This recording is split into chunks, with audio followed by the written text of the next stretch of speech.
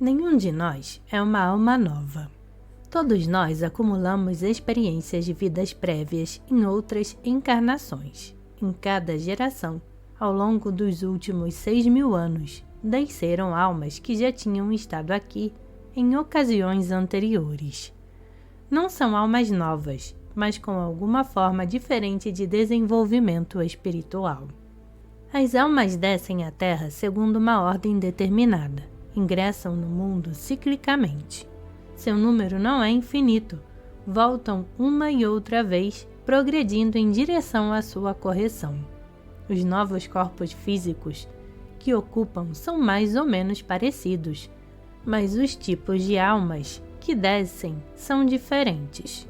Isto é, o que se conhece popularmente como reencarnação. Os cabalistas usam a expressão desenvolvimento das gerações. Esta inter-relação ou conexão entre a alma e o corpo colabora para a correção da alma. Referimos-nos ao saber humano como alma e não como corpo. O corpo em si pode ser substituído, como se substituem hoje em dia os órgãos. O corpo é útil apenas como recipiente a partir do qual a alma pode atuar. Cada geração se parece fisicamente com a anterior, mas diferem entre si, porque, em cada ocasião, as almas baixam com a experiência acumulada de suas vidas prévias aqui. Chegam com suas forças renovadas por sua passagem no céu. Portanto, os objetivos e desejos de cada geração diferem dos da geração anterior. Isto determina o desenvolvimento específico de cada uma delas. Inclusive, aquela geração que não alcançar o desejo de conhecer a verdadeira realidade ou o reconhecimento divino, cumprirá sua tarefa através do sofrimento.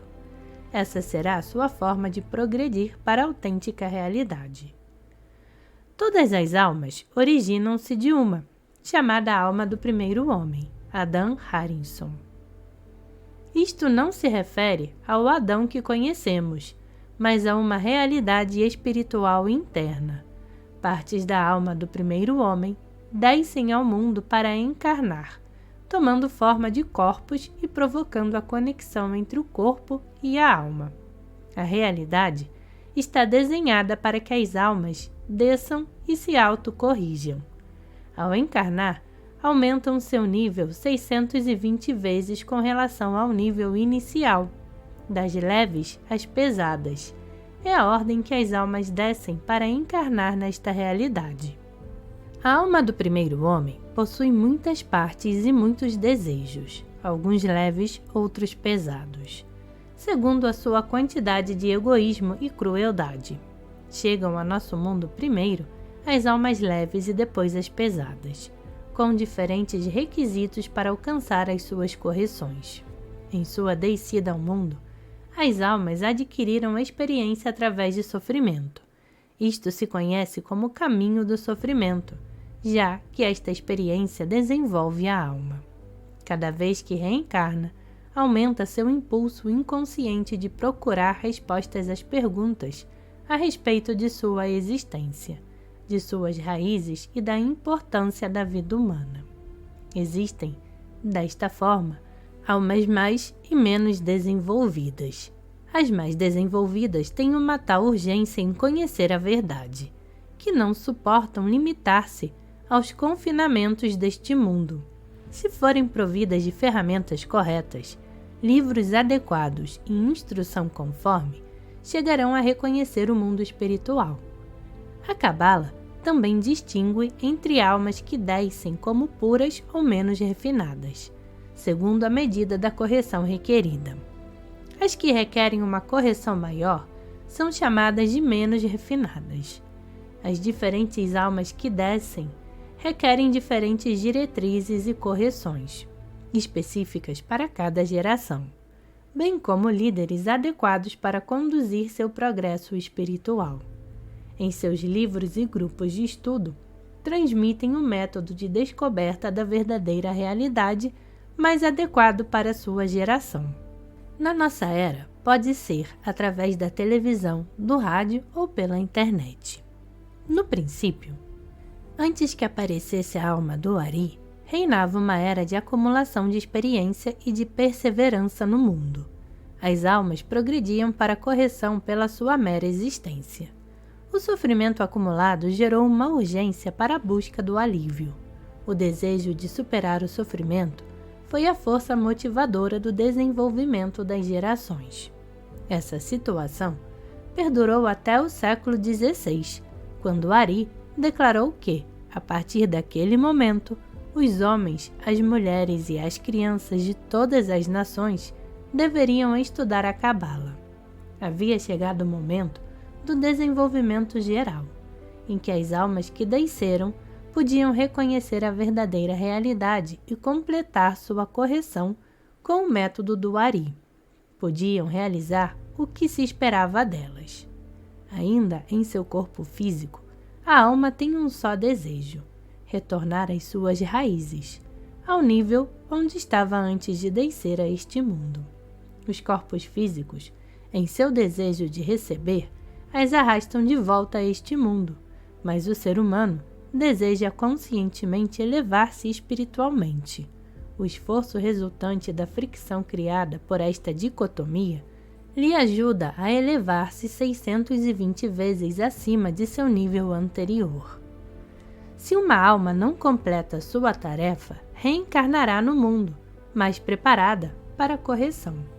Às vezes acreditamos que devemos negar nossos desejos e anseios para sermos mais beneficiados na próxima reencarnação. Pensamos que não deveríamos desejar nada além de um pouco de alimento e de sol, como desejaria um gato. No entanto, o contrário é verdade, pois na próxima vez seremos ainda mais cruéis, exigentes e agressivos.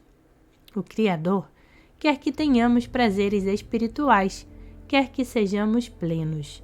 Isto só é possível por meio de um desejo enorme.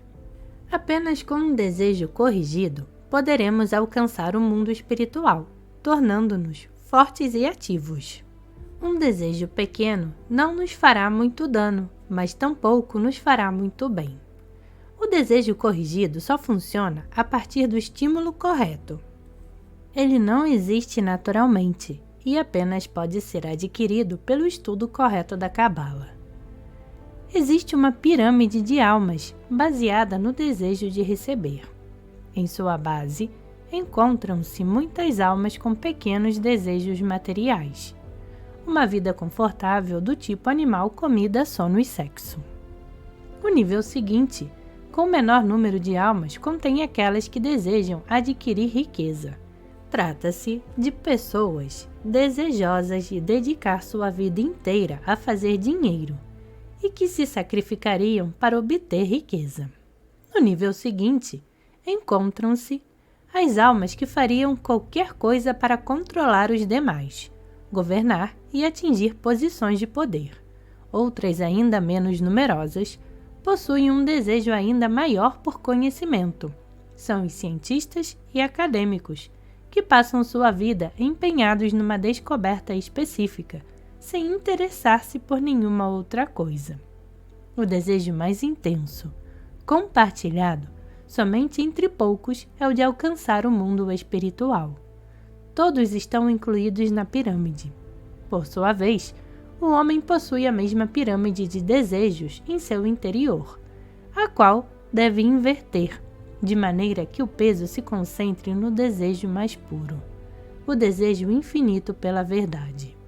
Deve rejeitar e descartar seus desejos materiais, investindo todos os seus esforços e energia em aumentar o desejo por espiritualidade. Conseguirá isto estudando da maneira correta.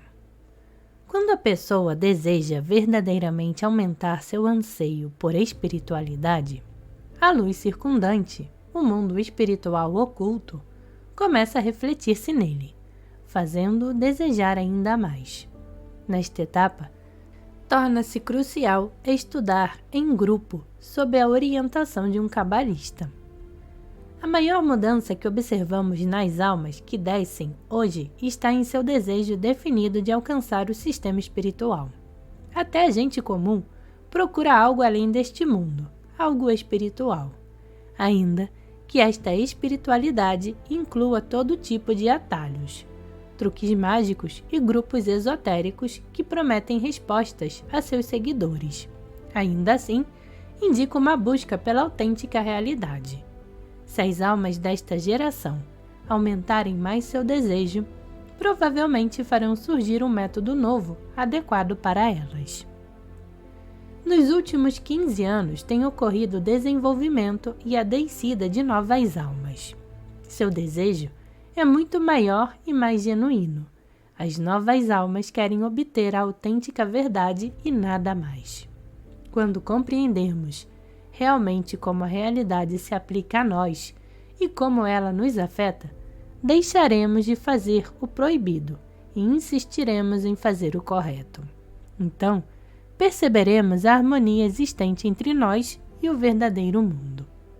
Enquanto isto, meramente erramos e depois nos damos conta de que erramos.